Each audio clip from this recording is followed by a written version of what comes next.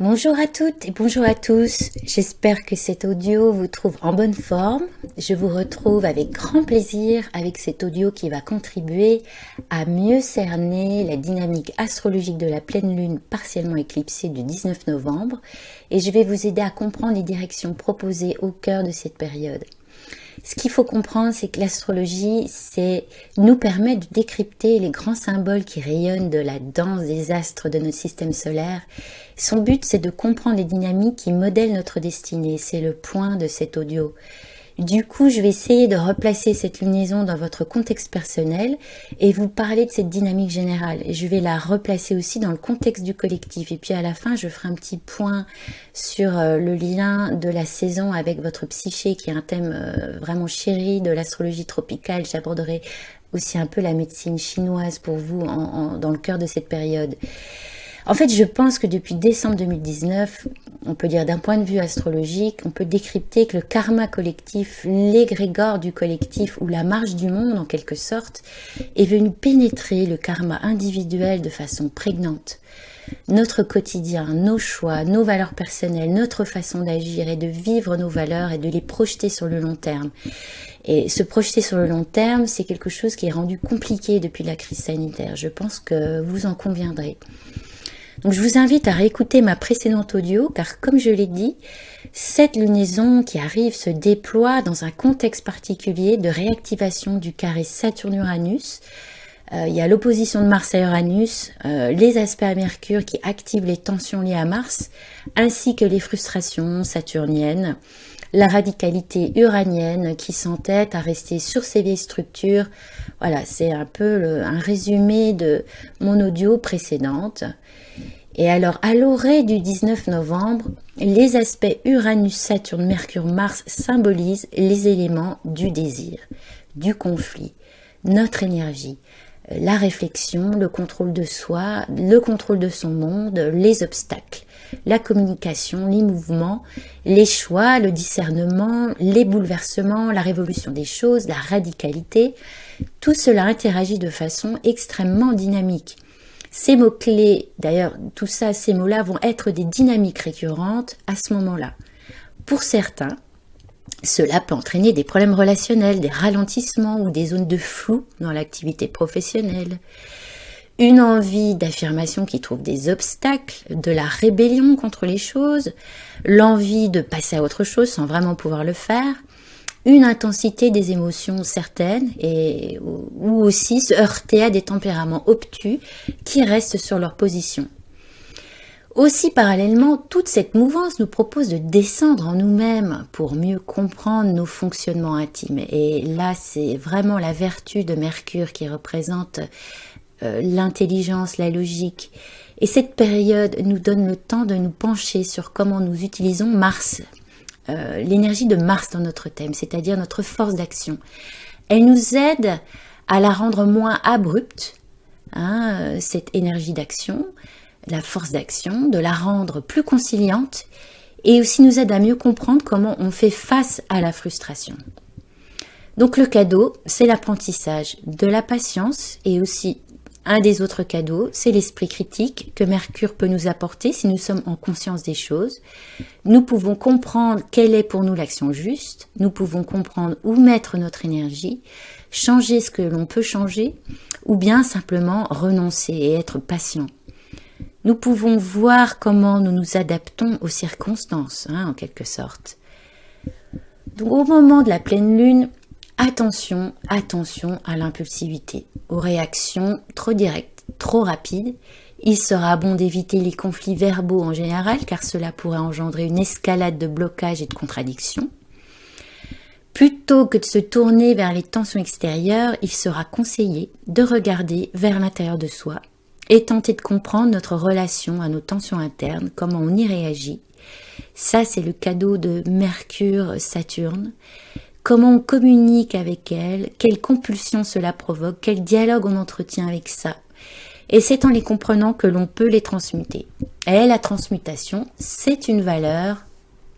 C'est une valeur quoi ? Eh bien, c'est une valeur Scorpion. S'immerger dans une passion peut être très révélateur. La créativité est très bonne pour tous les signes de terre, les signes d'eau également. Un autre point important pour tous, c'est d'éviter les décisions radicales ou les choix importants dans ce laps de temps-là, comme par exemple les changements de profession, les achats importants, les séparations, les actions inspirées par des décisions gouvernementales. L'impulsivité ambiante nous influence consciemment ou inconsciemment. Certains d'entre vous, surtout si votre thème est aspecté par cette dynamique astrologique, vont particulièrement ressentir les tensions sociales, l'égrégore collectif du durcissement des opinions, les avis divergents surtout, l'exaspération, la peur pour l'avenir, les révélations choquantes et une forme de manque d'esprit critique avec ces aspects Saturne-Mercure, carré Jupiter qui peuvent être contrecarrés justement par un regain d'esprit critique, de logique et de discernement. Toute cette intensité peut être très bien vécue pour ceux qui prennent du recul sur ce brouhaha, justement. Ceux qui acceptent les choses avec discernement et agissent depuis leurs principes, tant que ces principes ne sont pas trop rigides, si je puis dire. Si vous vous concentrez sur votre réalité personnelle et la réalité du monde actuel, et je ne parle pas de la réalité fantasmée, ou celle qui serait idéale d'avoir, ou bien la réalité qui est teintée des peurs ambiantes tous azimuts. Si vous vous concentrez vraiment sur votre vie, avec une bonne compréhension de vous-même, de ce qui vous meut personnellement, vous saurez agir de façon juste et vous protéger de ce qui ne vous convient pas. Donc, comme le dit si bien Gandhi, sois le changement que tu veux voir dans ce monde. Agis en intelligence avec toi-même et ensuite agis en intelligence avec le monde autour de toi. Et c'est un conseil à suivre pour tout ce mois de novembre. Avec tout ça, les énergies évoluent au moment de la pleine lune du 19 novembre, proche d'Uranus et du nœud lunaire. La mouvance dans laquelle vous serez à ce moment-là va être à l'ordre du jour pour de nombreux mois à venir, peut-être on va dire 6 mois concrètement, sur le plan des valeurs que vous allez suivre et que vous allez porter par la suite. La lune en taureau va ouvrir la voie vers une confrontation à des réalités. C'est le moment de révolutionner votre rapport, votre lien à votre réalité matérielle, de la voir sous un jour nouveau, sous un angle nouveau, sans tomber dans l'entêtement. Et aussi, c'est le moment venu de consolider vos liens existants, très important. Cet événement lunaire mettra l'accent sur le paiement de vieilles dettes, sur le constat de votre situation financière personnelle, la pratique du soin de soi, la connexion à la gratitude, à vos valeurs, aussi à l'abondance et la remise en question d'attitudes telles que votre indulgence, l'indulgence, le matérialisme, le rapport au confort. Et ces thèmes, nous allons les retrouver au centre du débat public ces prochains mois en matière d'écologie, de surconsommation, l'accès ou non à nos endroits favoris, nos voyages, ce qui questionne notre épicurisme et notre accès aux ressources. Il sera bon à ce moment-là pour tous de savourer les bons moments que la vie vous apporte et de cautériser en douceur les blessures induites par les agressions extérieures, de retrouver vos amis, de trouver un ancrage terrien solide et aussi de vous pencher sur vos liens affectifs et sur des plaisirs simples. Vénus étant en Capricorne une partie de l'hiver, on va ressentir aussi le besoin de liens essentiels et de repos essentiel, peut-être dans le confort de son habitat, tout en se préparant aux changements qui arrivent en 2022. En fonction de votre thème, les conjonctions, les oppositions vont opérer une pression à changer pendant les mois qui vont suivre, car les lunes éclipsées, telles que celle-ci, proposent un changement profond. Elles invitent à un changement profond, un karmique sur le thème natal. Et le passage du nœud lunaire sur le soleil jusqu'au 2 décembre va vous inviter à lâcher vos tensions et vous amener sur les aspects sagittaires qui arrivent, le soleil entrant en sagittaire dès le 21 novembre. Sur le plan collectif aussi, ces conjonctions et oppositions et le dernier passage de l'axe des nœuds sur le soleil et Mercure fin novembre, début décembre, vont nous faire entrer dans la période électorale avec ces débats visionnaires ou pas. Et d'un point de vue collectif, cela va nous faire entrer dans l'histoire d'après. C'est un peu en quelque sorte les prémices de 2022 qui se mettent en place dès décembre au niveau des idées, des projets qui vont être liés à ces nouvelles valeurs que 2021 a vu naître petit à petit malgré les tensions. Les nœuds lunaires en Gémeaux Sagittaire symbolisent la géopolitique, les échanges commerciaux qui ont été mises à l'honneur, tous ces thèmes, on en a beaucoup parlé cette dernière année. Les échanges internationaux, les territoires, les frontières, les imports, les exports.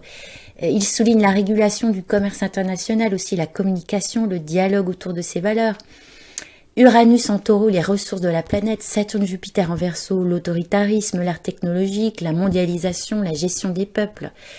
Pour chacun d'entre nous, c'est aussi le moment maintenant de rentrer dans l'échange, d'adopter un temps d'écoute et de considérer les opinions des autres. L'objectif est de coopérer, de mieux vivre ensemble en commençant par s'écouter soi-même et puis de s'écouter les uns les autres. Et la saison du Sagittaire va nous aider à élargir notre façon habituelle de penser et je reviendrai là-dessus dans ma prochaine audio pour la nouvelle lune début décembre qui sera très marquée par le signe du Sagittaire. L'astrologie tropicale, elle prend en compte l'impact de la saison sur la psyché, sur le corps, sur les penchants psychologiques. Et j'aime bien faire une corrélation avec la médecine traditionnelle chinoise qui peut nous aider, nous donner des clés sur la chose pour comprendre tout ça. En médecine chinoise, l'hiver commence le 8 novembre, donc on est rentré dedans il y a peu. Et nous sommes dans la période où l'on se prépare pour la phase froide de la saison qui est la phase yin par excellence de l'année. En hiver, la nature se repose, c'est dans ce repos qu'elle se reconstitue. L'hiver, c'est la saison de la retraite en profondeur, à cause du froid extérieur. À cette époque, il est conseillé de ne pas perturber ni disperser l'énergie yang, feu active, afin de permettre aux réserves yin de se rétablir en soi. Et c'est à noter que le signe du Capricorne est à l'image de ce processus. Et cette année, le soleil Capricorne va passer sur Pluton et nous en reparlerons à ce moment-là. L'élément de cette saison, c'est l'eau. Et les organes sont les reins et la vessie qui régissent le métabolisme de l'eau et maintiennent l'équilibre en eau. C'est le moment de revitaliser la santé des reins qui est à la source de notre énergie vitale. L'émotion liée aux reins, c'est la peur, la gestion de la peur. De manière saine, la peur, c'est une émotion qui nous incite à rester vigilants. Vigilants à notre environnement, à notre situation. Et face au danger, une peur saine peut nous guider par un message de prudence et nous préparer à faire face à toute situation qui pourrait se présenter. Lorsque cet élément est déséquilibré, la peur devient un obstacle au mouvement. Elle peut se manifester sous la forme d'une anxiété chronique. Et si c'est le cas pour vous, cela peut signifier qu'il y a une déficience de l'énergie de l'eau et un manque correspondant de mise à la terre. Ce qui fait que l'énergie est piégée dans la poitrine. L'excès de peur affaiblit l'énergie des reins, tandis qu'un dysfonctionnement de cette énergie accroît à son tour notre peur. Le bon fonctionnement des reins fournit l'énergie motrice, la volonté nécessaire pour surmonter les obstacles et aller de l'avant pour atteindre nos objectifs dans la vie. Pendant l'hiver, la technique privilégiée, c'est de pratiquer l'acceptation de soi. Observer nos peurs, sans les juger, peut nous libérer de la stagnation que la peur procure. La conscience, l'acceptation de soi brûle, dégèle nos peurs, ce qui nous permet de nous décoincer en quelque sorte et d'avancer sainement. Alors les conseils, c'est de prendre le temps d'écouter, de vous écouter, de vous ressourcer. Écoutez votre corps, prenez le temps de reconstituer vos réserves. L'hiver est une période de recharge. Apprenez à écouter. Écoutez ce que les autres ont à dire et écoutez ce que votre cœur vous dit. C'est un temps pour recevoir. Nourrissez-vous intérieurement.